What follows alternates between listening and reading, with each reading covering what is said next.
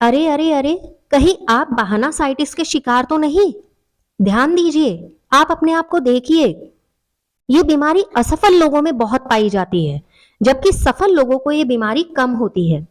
अपने चारों ओर देखो, जो बहानासाइटिस के शिकार नहीं रहे, उन्होंने अपने समाज, राष्ट्र तक की ख्याति प्राप्त नहीं की, बल्कि विदेशों को भी अपनी प्रतिभा का लोहा मनवा दिया। यकीन नहीं है तो उदाहरण देख लो। हिमा दास हिमा दास ने कभी गरीबी का बहाना किया? नहीं किया। बाबा साहेब अंबेडकर कभी उपेक्षित समाज से हूं ऐसा बहाना किया? नहीं किया। हमारी महामहिम राष्ट्रपति जी ने कभी ये बहाना किया कि मैं आदिवासी समाज से हूं?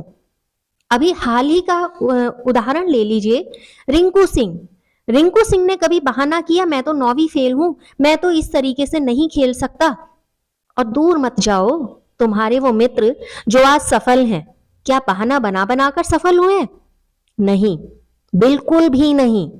बस एक बात दिमाग में रखी इन लोगों ने कि मुझे अपना लक्ष्य पाना है, मुझे कर दिखाना है, मैं करूंगा और मैं इस दुनिया को जीत लूंगा और एक दिन इस विश्व पटल पर अपना नाम अंकित कर दूंगा। बस बस यही अंतर है तुम में और सफल लोगों में। तुम ना करने के बहाने बनाते हो और वो हम कर लेंगे ऐसा विचार करते हैं। यकीन मानो, तुम्हारा एक सफल मित्र जिसे तुम अपने सबसे सफलतम मित्र में समझते हो, बुद्धि और ज्ञान में तुमसे बेहतर है? नहीं, ये तुम भी जानते हो कि वो बुद्धि और ज्ञान में तुमसे बेहतर नहीं है, लेकिन आज वो फिर भी तुमसे ज्यादा सफल है। क्यों? विचार किया? क्योंकि उसे पता है कब, क्या, कहां, कैसे और क्यों करना है। उसे पता है कि उसकी जगह कहां है। उसे पता है कि उसे अपने सपने कैसे पूरे करने हैं। उसे पता है कि उसका लक्ष्य क्या है। ऐसे ही अभय को पता था। अभय अपनी नौकरी से बहुत परेशान था।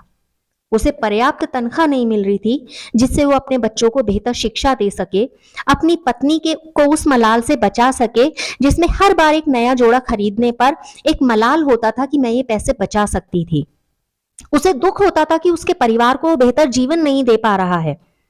फिर उसने एक दिन विचार किया कि क्यों ना नई नौकरी ढूंढी जाए, नया इंटरव्यू दिया जाए। हो सकता है मेरी कुछ तनख्वाह बढ़ सके और मेरे परिवार की कुछ स्थिति में सुधार हो सके। अगले दिन इंटरव्यू देने जाना था। रात भर विचार किया, इंटरव्यू में क्या होगा, क्या होगा, कैसे होगा, मेरी तनख्वाह बढ़ेगी, नहीं बढ़ेगी, मेरे परिवार की स्थिति सुधरेगी, नहीं सुधरेगी। फिर एक मन में प्रश्न आता है, अरे हाँ, क्यों नहीं मिलेगी मुझे बढ़ी हुई तनख्वाह? क्या मैं कर पाऊंगा? फिर शंका मन में आ जाती है। ऐसे ही विचार करते करते उसे अपना एक पुराना मित्र याद आता है जिसका नाम था सुरेंद्र।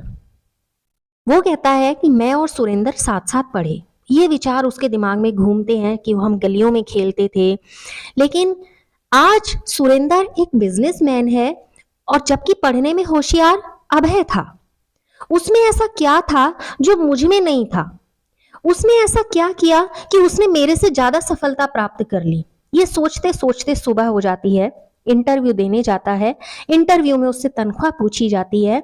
वो सोचता है कि मुझे यहाँ 20,000 मिलती थी, मैं 25,000 मांगूंगा तो 5,000 रुपया मेरी तनख्वाह बढ़ जाएगी।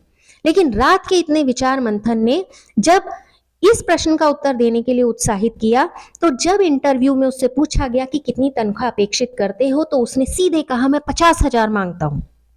और देखो, उसे 50,000 की नौकरी मिल भी गई।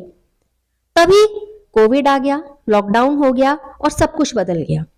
लेकिन अभय ने हार नहीं मानी और उसने इस अवसर को इस तरीके से आंका और इसे अवसर मानकर पूरी कुशलता के साथ कंपनी के प्रॉफिट बढ़ाने में लगा दिया।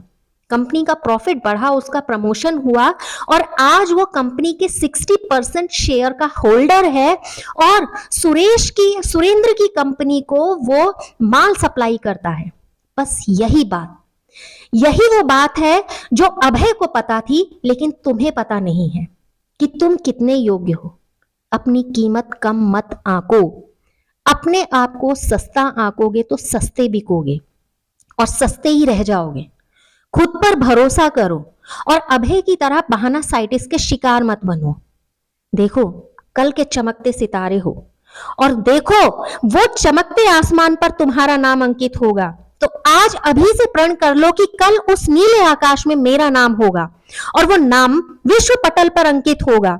दुनिया तुम्हें एक निरोगी के रूप में पहचाने, ऐसा करो, ना कि ये कहे कि वो तो घोर बहानासाइटिस की गंभीर रोग से ग्रस्त है। तो जब पता चल ही गया है तो कर लो ये दुनिया अपनी मुट्ठी में और निकालो अपने आप को इस गंभीर रोग से बाहर और चमका दो इस विश्व पटल पर अपना नाम, और ताकि लोग तुम्हारे नाम को देखकर एक तरीके की प्रेरणा ले और तुम निकल पड़ो दुनिया को मुट्ठी में करने। पहचानो अपने आप को, तुम्ही में वो ताकत है, तुम्ही में वो शक्ति है कि तुम दुनिया को अपनी मुट्ठी में कर सकते हो।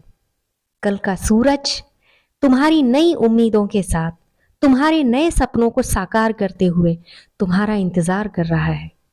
तो निकलो और कर लो ये दुनिया मुट्ठी में।